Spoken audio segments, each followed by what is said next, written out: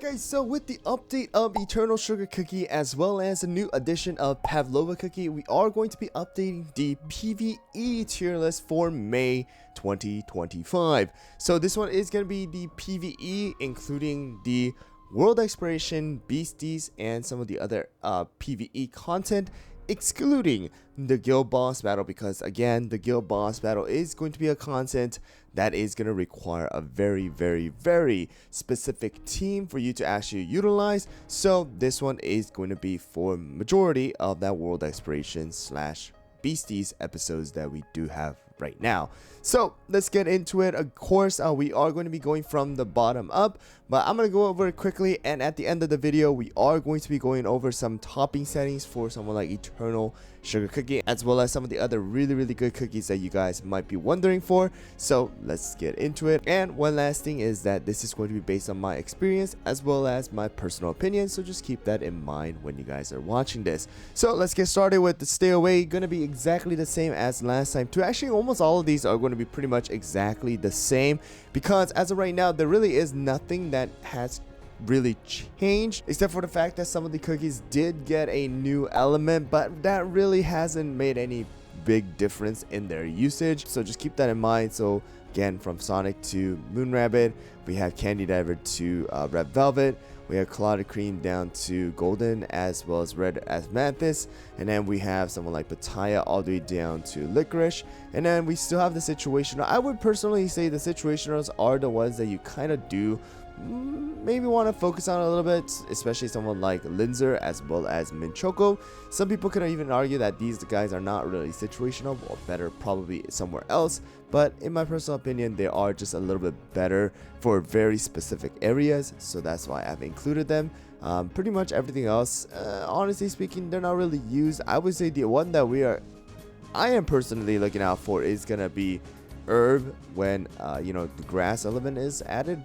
Possibly, we might see something really good come out with the magic candy maybe, but we do also actually have one that we actually need to talk about before we go on, and that's going to be Raspberry. Raspberry is probably going to be the one that's going to be receiving a magic candy slash a rework when the Hollowberry Awaken update does come out, because that is what has been talked about during the interview that I had with PD Kim.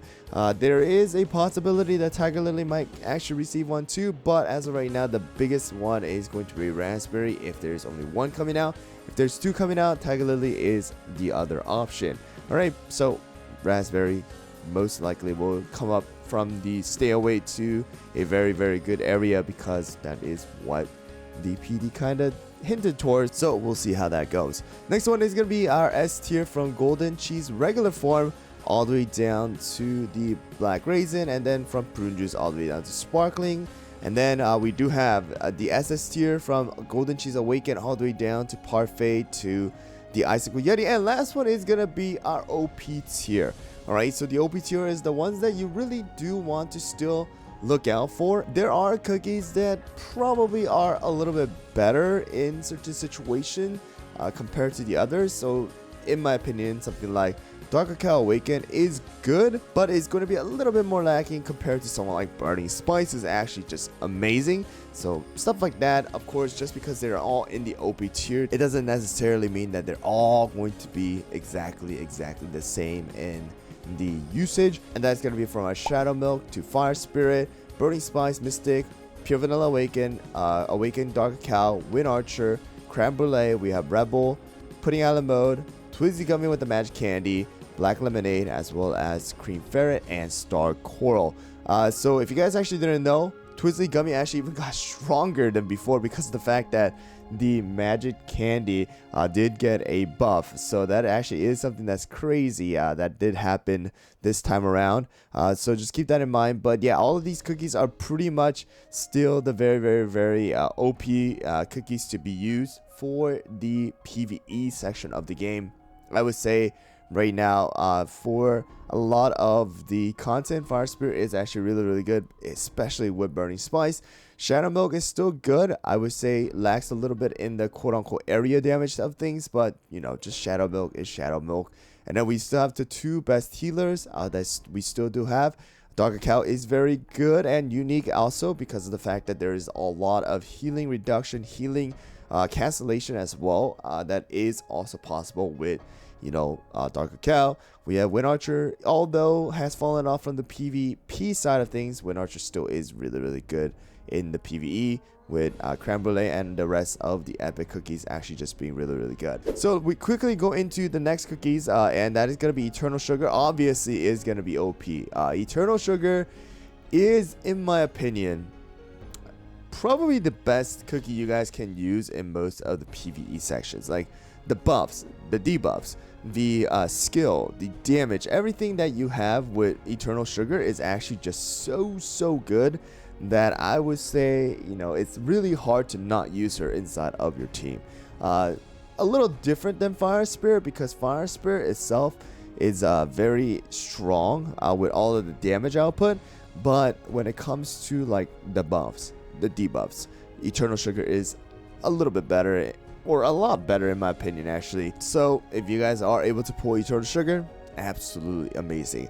And the next one is going to be our Pavlova. Pavlova is a little bit tricky, but I would say Pavlova is honestly a pretty good epic for what he is, and I want to put him either in the SS or the S.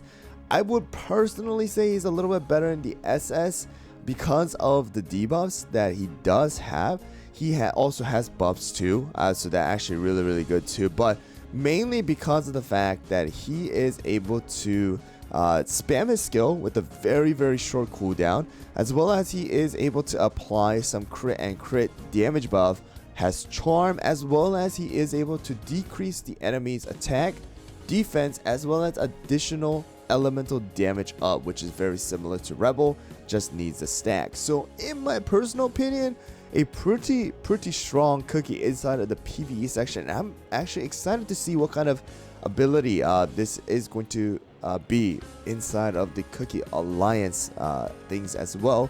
So that is pretty much what I have. In my opinion, like, you could just spam the skill with Swift Chocolate and it'll be OP. So that is pretty much what we have for the PvE tier list here, guys.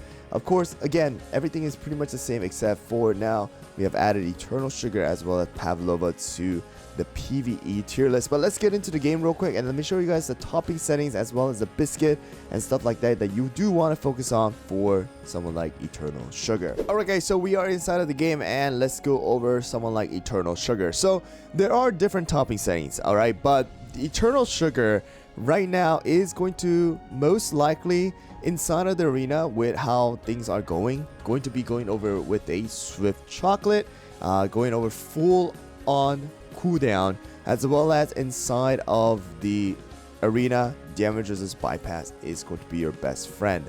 Next one is gonna be inside of the guild boss battle for Living Abyss, which I will be making a video on.